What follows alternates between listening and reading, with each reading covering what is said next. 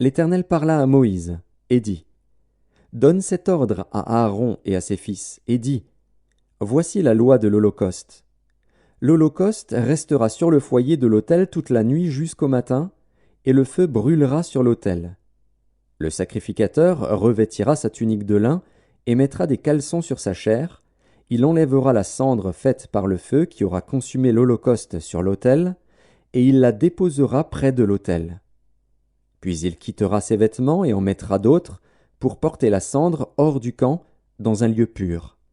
Le feu brûlera sur l'autel, il ne s'éteindra point. Chaque matin, le sacrificateur y allumera du bois, arrangera l'Holocauste, et brûlera la graisse des sacrifices d'action de grâce. Le feu brûlera continuellement sur l'autel, il ne s'éteindra point. Voici la loi de l'offrande. Les fils d'Aaron la présenteront devant l'Éternel, devant l'autel. Le sacrificateur prélèvera une poignée de la fleur de farine et de l'huile, avec tout l'encens ajouté à l'offrande, et il brûlera cela sur l'autel comme souvenir d'une agréable odeur à l'Éternel. Aaron et ses fils mangeront ce qui restera de l'offrande.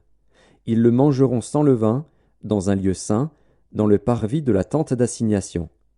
On ne le cuira pas avec du levain. C'est la part que je leur ai donnée de mes offrandes consumées par le feu. C'est une chose très sainte, comme le sacrifice d'expiation et comme le sacrifice de culpabilité. Tout mâle d'entre les enfants d'Aaron en mangera. C'est une loi perpétuelle pour vos descendants au sujet des offrandes consumées par le feu devant l'Éternel. Quiconque y touchera sera sanctifié. L'Éternel parla à Moïse et dit, Voici l'offrande qu'Aaron et ses fils feront à l'Éternel le jour où ils recevront l'onction. 1/10 d'épha de fleur de farine, comme offrande perpétuelle, moitié le matin et moitié le soir.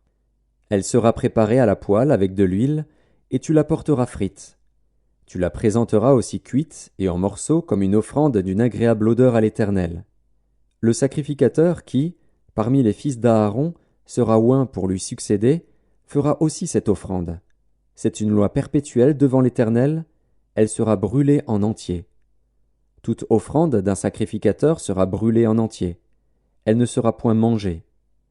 L'Éternel parla à Moïse, et dit, Parle à Aaron et à ses fils, et dis, Voici la loi du sacrifice d'expiation. C'est dans le lieu où l'on égorge l'Holocauste que sera égorgée devant l'Éternel la victime pour le sacrifice d'expiation. C'est une chose très sainte. Le sacrificateur qui offrira la victime expiatoire la mangera. Elle sera mangée dans un lieu saint, dans le parvis de la tente d'assignation. Quiconque en touchera la chair sera sanctifié.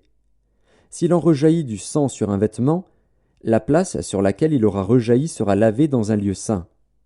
Le vase de terre dans lequel elle aura cuit sera brisé.